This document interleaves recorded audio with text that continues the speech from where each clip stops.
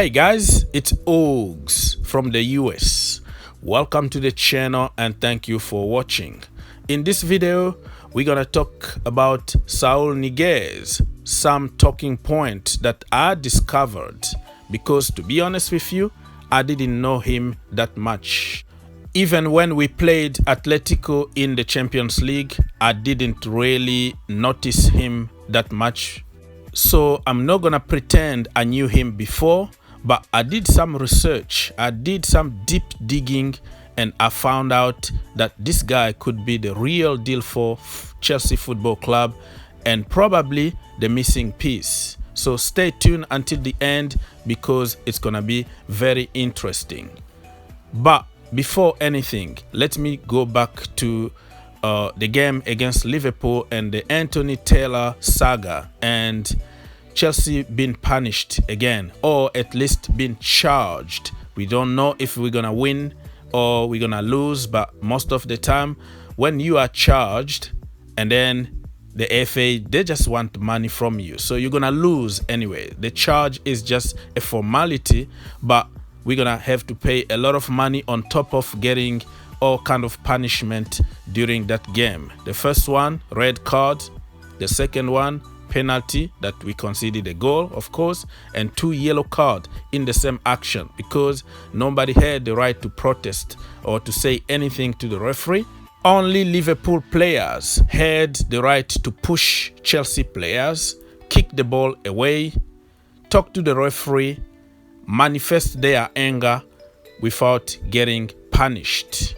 Yeah, this is exactly what Jose Mourinho said years and years ago. I think it's time to be a little bit honest and to say clearly the referees are afraid to give decisions for Chelsea.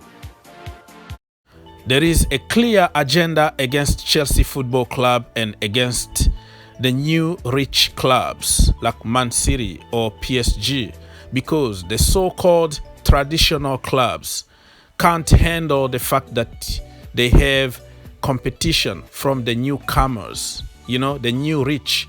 But let me give you a little bit of a lesson of history. Those traditional clubs became who they are today because they had money at some point. I don't care where the money came from. Maybe it didn't come from oil, but they had money and influence at some point. They were supported by president, kings, government. They even used slaves. If you look at the history of those clubs, you will be surprised. But right now, they are using the word like oil, blood, just to try to sabotage the new rich clubs. It's a very long topic and very difficult to explain to the new generation, but those clubs are very jealous at the moment, but they have to deal with it because the influence is not going to continue forever. They have to embrace the new generation of football. Injustice in football is sickening. There are certain clubs or certain players who are untouchable. You can't say anything against them. You can't do anything because they have too much influence in every level of football. Look what happened to Cristiano Ronaldo, and this is just an example I'm giving because I don't want to see certain idiot in the comment start insulting me for telling the truth. I'm trying to make a point here. It has nothing to do with Cristiano Ronaldo. He slapped somebody in the face right in front of the referee. He wasn't given the red card. You know why?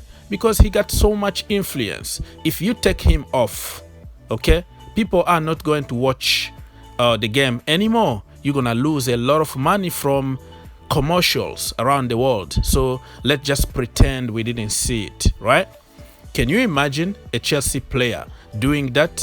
He was going to be banned for the rest of his life. Didier Drogba pretended to slap Vidic in the final of the Champions League years ago. You know what happened to him? Red card, 3 games banned. Can you see the difference? Because it was Man United against Chelsea Football Club. Drogba didn't even touch him. He just pretended to touch his cheek and They said the intention behind your action was so bad that we have to suspend you for 3 games and give you a red card. Yeah, but Cristiano Ronaldo, he can throw the captain armband and get out the field before even the end of the game, right? He's out. Nobody is going to punish him. Influence. Really, I prefer not to speak. I prefer to say nothing. I prefer not to speak. Okay, let me go back and start talking about something positive instead of complaining about referees and injustice, because this is part of the world. You're not gonna change anything, and just let's focus a little bit on something positive vibes. And we have Saul Niguez, our new signing, is putting some smile in our faces because the guy is so cool. Look at his Instagram, look at his social media account. Okay, good night blues, good morning blues, I'm one of you. And you can tell that he's hungry and ready to start for the blues. It's very nice to see a committed guy like this. And like I said, I've been searching a little bit the why he was on the bench often. I discovered that he was injured, and even during his injuries, he always tried to play football. You know, he's bleeding, but he wanna play football, which is something that you don't see often in today's generation. The guy literally lost his kidney. The kidney was bleeding so badly, and he wanted to come back and play football. You know, many people told him just to relax, don't play football anymore because it's gonna get worse, but he was determined to come back and play football. That tells you the warrior spirit in this guy. So I am enjoying his fighting spirit, you know, and if you can bring that fighting spirit in the Chelsea team, it's gonna be a big bonus for Chelsea Football Club, because we all remember in the last few years we didn't have that spirit anymore in the team. Every time we conceded a goal, we collapsed. Second talking point, Saul Niguez is versatile and he got the end product. That is very important at Chelsea Football Club right now, because we can't rely only on Romelu Lukaku to score goals. And this guy knows where the goal is. He can shoot from distance, and that is very, very good, because even if you don't score, if you shoot on target, a rebound can benefit us.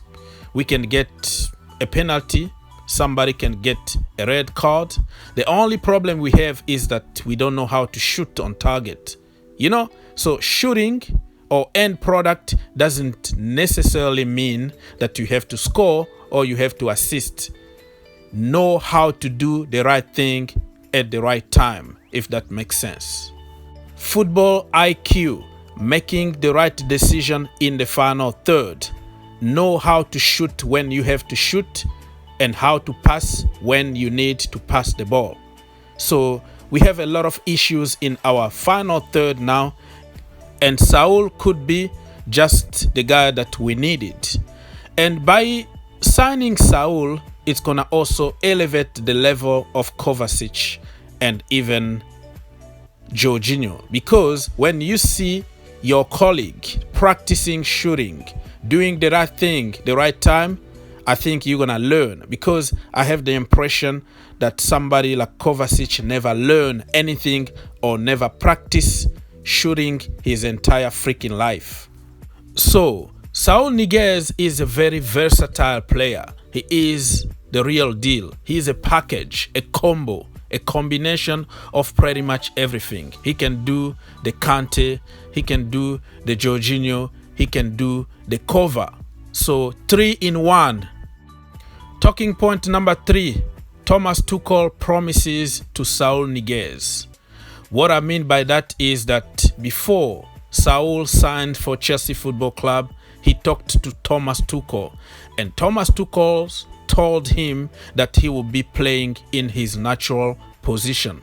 Bear with me here. It's very important for people to understand that certain players are going to perform better in their natural positions. You know, because I've seen people telling me that Kalim Hudson-Odoi, Hakim Ziyech, Christian Pulisic are not good enough. They can't adapt to the system and we have to get rid of them. Wow. Brother, when you play in a different position, you see the pitch in a different angle. You don't do normally what you do in your position, if that makes sense. Let me give you an example. You can ask Thiago Silva to play as a number 9. Because he's a very good player, he will try to adapt. He will score a few goals here and there, but it doesn't make him a striker. So if somebody like Saul Niguez, a very hard-working, a soldier, ready to sacrifice his life for the cause of the team, is complaining about playing in different positions, that tells you everything you want to know. So I'm curious to see if Thomas Tuchel is going to listen to other players too and stop forcing them to play in different positions. Christian Pulisic, Hakim Ziyech and Kalim Hudson-Odoi will be more productive, more dangerous if you play them in areas that they are more influential, if that makes sense. We are wasting them. I know they are doing a good job because they are good players, but if you put them in their natural positions, they are going to give us 150%.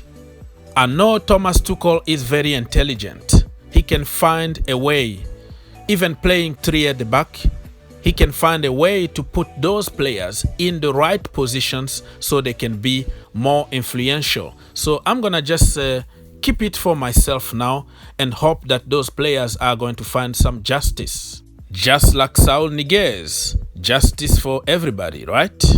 So guys, let me know what you think about our new signing. Are you confident? How many goals do you think Saul Niguez is going to score? For me, if he scores 6 goals and had 4 assists, I will be fine.